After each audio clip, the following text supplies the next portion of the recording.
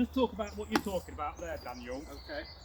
So instead of using the spear with the full length, you're deciding to use a spear down. So the disadvantage of this is you're not using your full length. If I'm a swordsman, I'm not far away from you. Yeah. That's quite frightening for a spearman.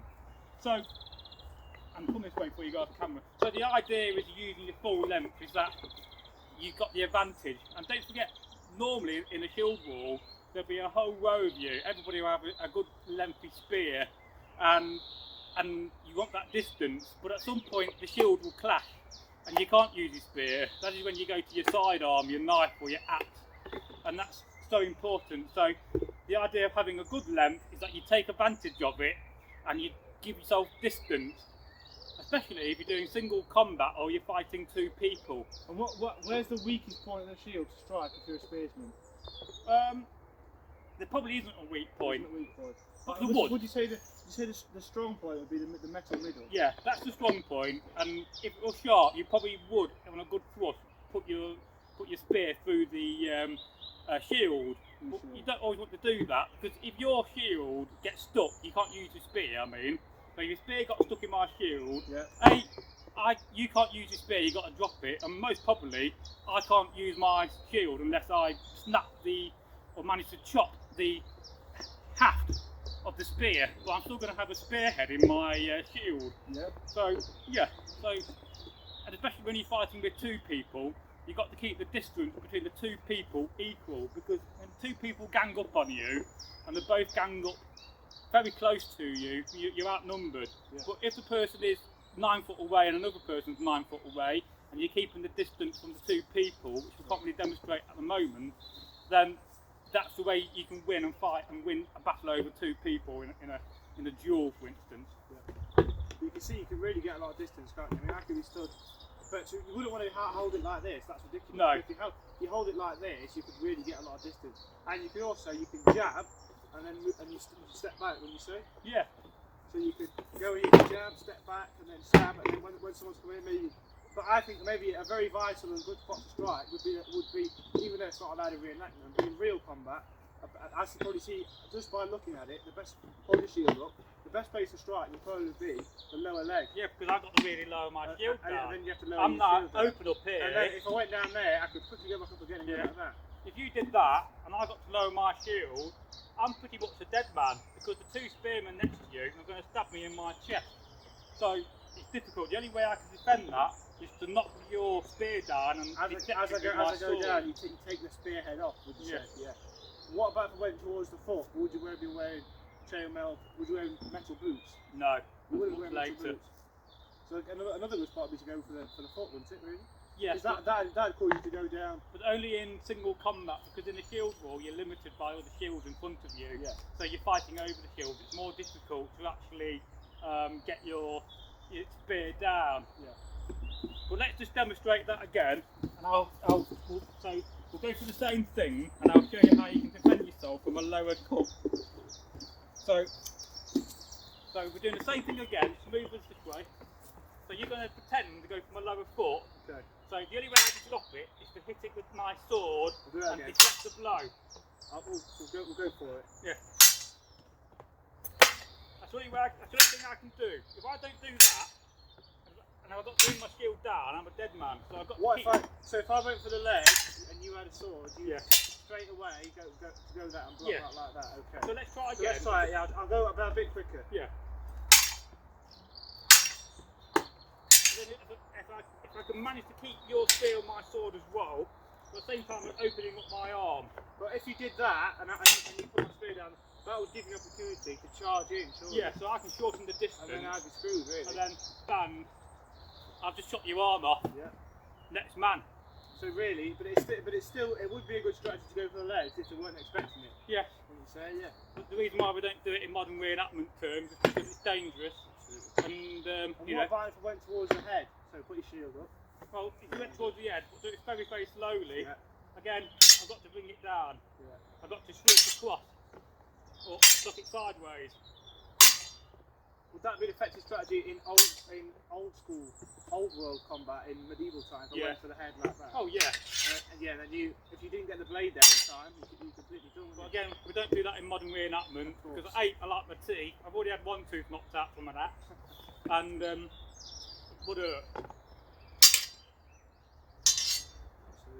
so this is why you always keep your back end higher, because when you do that it promotes. So again, always have your top hand higher than your lower hand, because that ensures that the spear isn't doing this and pointing towards my head. Yes. It does get, it's years of practice and training and manuals. So what if I went over here? How would you do that and then slice in like that? So you slice in. So if I tried to slice in like that, you'd block it with a shift. Yeah, but I don't need to look. Yeah. Because I know where you are. So I can look this way at the camera and know where you are. What about if I went for a slicing leg attack?